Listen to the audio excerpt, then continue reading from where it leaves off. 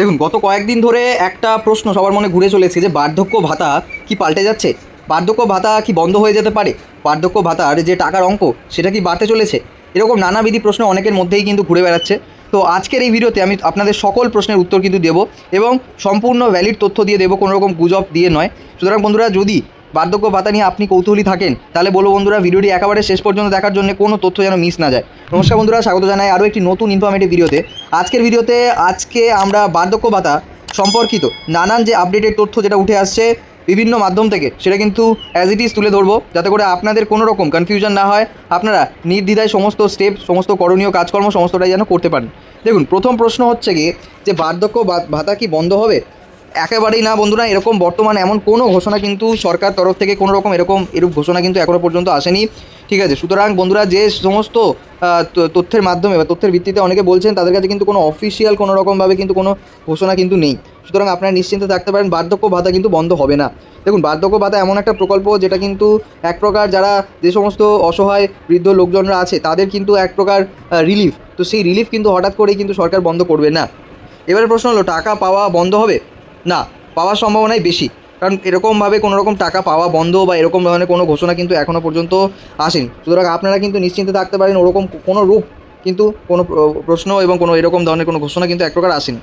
এবারে অনেকের মনে একটা প্রশ্ন আছে যে অনেকে ভাবছেন যে যে বার্ধক্য ভাতার যে 1000 টাকা সেটা কি বদলে 2000 টাকা করা হচ্ছে।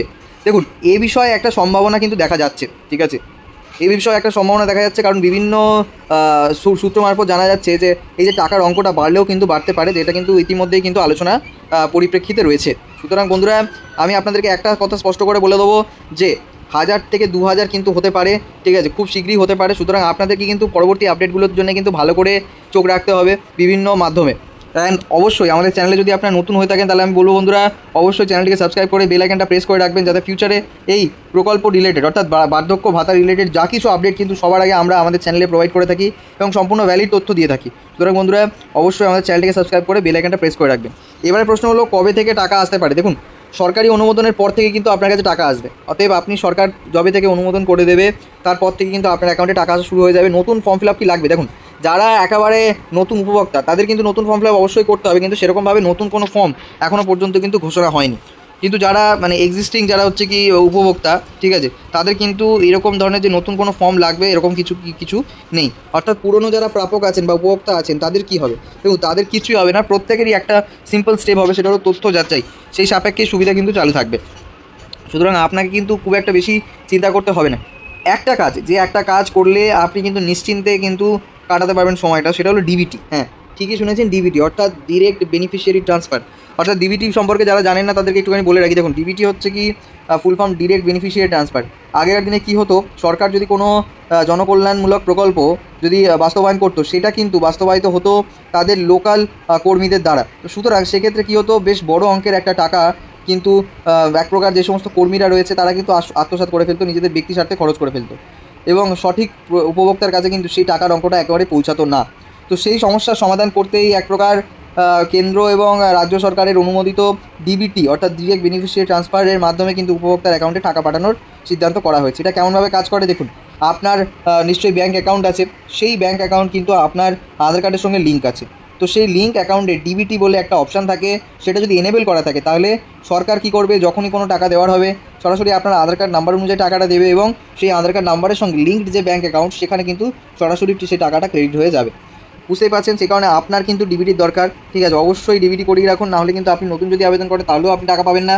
এবং আপনি যদি পুরনো আবেদন আপনার যদি ভেরিফিকেশনও করতে হয় তাহলেও কিন্তু আপনাকে ডিবিটিটা অবশ্যই এনেবেল করিয়ে রাখতে হবে। দেখুন, ডিবিটি কী করে আপনারা আবেদন করবেন, ডিবিটি কী করে করবেন, সেই রিলেটেড সম্পূর্ণ একটি ফুল গাইড ভিডিও কিন্তু আমাদের চ্যানেলে অবশ্যই আছে। তো আপনারা ওখান থেকে চেক করে নিতে পারেন, যত তাড়াতাড়ি সম্ভব আপনারা কিন্তু চেক করে ওখান থেকে আপনি বাড়িতে বসেই মোবাইলের মাধ্যমে কিন্তু আপনি করতে পারবেন।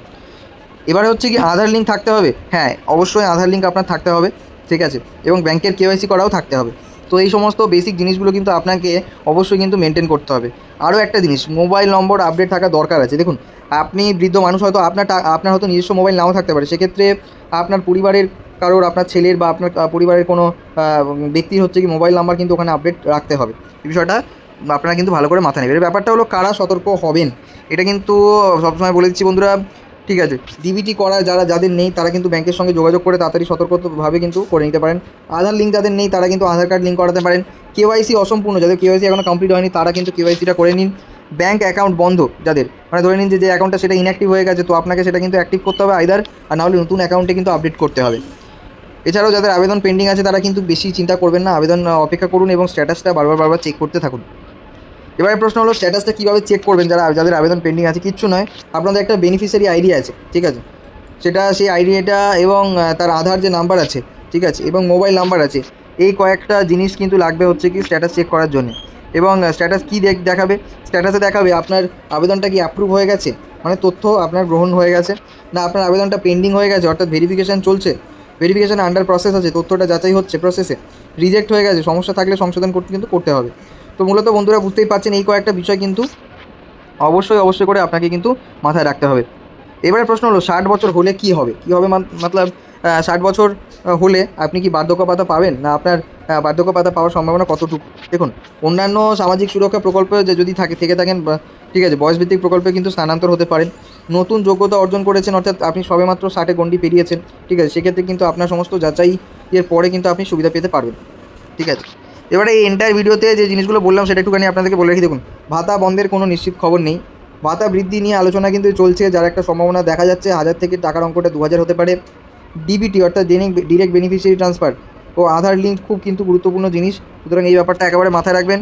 নতুন ফর্ম নিয়ে এখনও কিন্তু কোনো রকম স্পষ্ট কোনো ঘোষণা নেই, শুধুমাত্র অফিসিয়াল তথ্য বিশ্বাস করুন, ঠিক আছে। তো এই কয়েকটা জিনিস কিন্তু আপনাদেরকে মাথায় রাখতে হবে, শুধু প্যানিক করবেন না। আর এই প্রকার সকল রকমের আপডেট কিন্তু আপনারা আমাদের চ্যানেলে পেয়ে যাবেন এবং আমরা একদম জেনুইন তথ্য আপনাদের সামনে তুলে ধরার চেষ্টা করি। সুতরাং বন্ধুরা, এই ছিল আজকের ইনফরমেটিভ ভিডিও সম্পূর্ণ তথ্য। আশা করি ভিডিওটি আপনাদের উপকারে লাগবে, যদি উপকার লাগে তাহলে অবশ্যই ভিডিওটিতে একটি লাইক করে দেবেন, চ্যানেলটিকে সাবস্ক্রাইব করে বেল আইকন প্রেস করে দেবেন, যাতে ফিউচারে নতুন চাকরির আপডেট সবার আগে আপনার কাছে পৌঁছে যায়। আর বেশি করে শেয়ার করে দেবেন এই ভিডিওটা সেই সমস্ত মানুষদের সঙ্গে যাদের একান্তই এই রিলেটেড তথ্য জানার খুবই প্রয়োজন রয়েছে। Till then, tata, bye, take care, ভালো থাকবেন।